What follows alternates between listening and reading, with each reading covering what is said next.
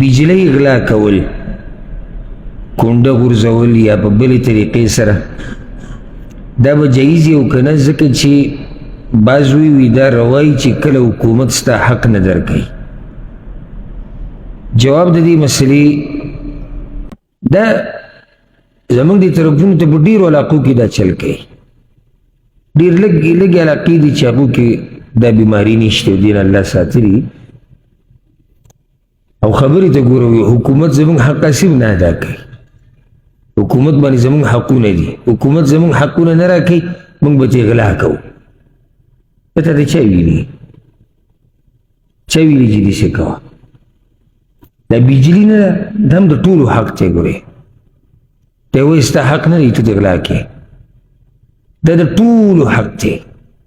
نو چې د ټولو حق دی او ته دې ته نقصان رسې یا ستا د دې کار د لاسه نورو مسلمانانو ته نقصان رسي ته مجرم ځکه داسې علاقو کې که خیال هم کړی ته حکومت بجلي هم نه ورکوي دوی له ولې ځکه چې غله دي د بجلۍ نو څه چې کري هغه به ریبي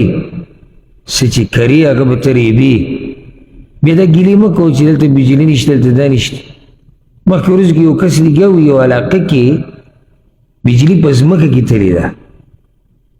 په ځمکه کې دا هم نه چې ښکاره ده هغې نه هم څه سیسټم جوړ کړی غلا یې کړی او یو کس راته لګیا وي دلته یې څه کسان نیولي دي لکه زمونږ د دې طرفونو لکه د ایشیا د ملکونو ده بر صغیر د ملکونو څه کسان یې نیولي د جومات د بجلۍ نه د اوسېدو ځای ته لړبولی خدیم خوشحاله دی چې لکه ژوند تېروي غلا یې کړې د ژوند تېروي جومات د بجلۍ دلته خو جومات بجلي حکومت بیل ورکوي معاف ورته نه بیل حکومت ورکوي ده دا بجلي ځان ته هم بولې د استعمالېږي خوشحاله دی یاره د بیل نه خو ځان معاف کړی دی ګورې ورته نه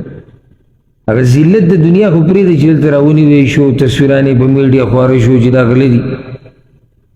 خو آخرت هغه ذلت ته وګوره نو په دې باندې که یو حکومت حق نه ورکوي د یو فرد الله به د قیامت پر ورځ د دې مشرانو نه تپوس کوي دا ویم زه را روان دی او الله به دې تپوس کوي خو دا خو مطلب نه شو چې موت هم شروع وکړو موت هغه ایره بجلي ډېره ګرانه ده که ظلم کړی حکومت الله به دې تپوس کوي خو زما او ستا دپاره د بجلۍ د ګرانېده دا جواز د غلا نه جوړوي چې ته غلا کوه اوبو بل ډېر راځي نو څه کې غلا شروع کړي سبا له به ته وایي چې یاره په حلاله پیسې ګټل ګران شوي دي شروع په څه باندې وکړه په حرام واده کول ګران شوي دي څه وکړو زنا شروع کړه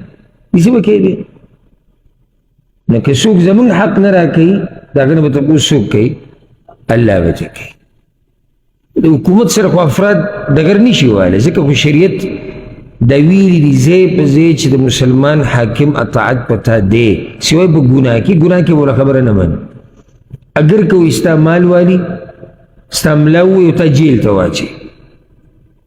او ذلیل دي کې بیا به هم ته بغاوت نه کوې چې بغاوت کې نقصان دی نو ستاسو سخت مطلب دی چې دا خبره به دې ځي پاتې شوه داسې تا چې صبر وکړو الله تعالی اجر درکوي او چا چې تا سره زیاتی کړی د هغه نه به تپوس الله به دې تپوس کوي نو د بجلۍ دا غلاګانې ما ته یو ورځ یو کس وی بعضو مولیانو دا فتوا ورکړې ده چې د بجلۍ دا غلا جایز ده ولې لکه دا زموږ حق دی دا زموږ حق دی دا یوازې ستا حق دی دا خو دلته چې څومره خلک اوسېږي دغه ټولو حق دی تا څنګه ډاکه په دې باندې اچولې ده دغه شان د ده د لاسه ما تاسو ته ووایي که نه چې د داسې قسمه خلکو د لاسه ټولو نه بجلي کټ شي که یو کس بیل هم ورکوي یو کس رښتینی دی یو کس غلا نه کوي هغه هم د دوی د لاسه په عذاب شي بیا د دې قسمه خلکو د لاسه بیل په دې نورو پسې زیات راځي ولې ځکه چې د بجلي استعمال خو کېږي او میټرې یو څو لګېدلي دي نور خو میټرې نشته دا ټول زور د دغه یو څو کسان نوځي چا چې میټر لګولی دی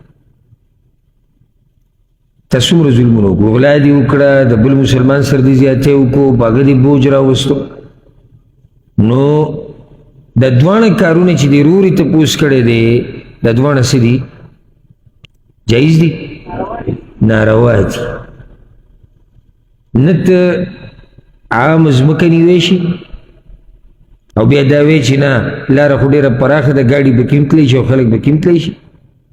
او نه ته د حکومت نه بجلي پټولی شي، نه د حکومت نه اوبه پټولی شي، نه د حکومت چې نور کم املاک دي. حکومتي املاک چې څومره دي دا حق د ټولو دی، دا یو فرد وو حق نه دی. نو په دې ته اعتدا هغه نشي کولی. والله اعلم.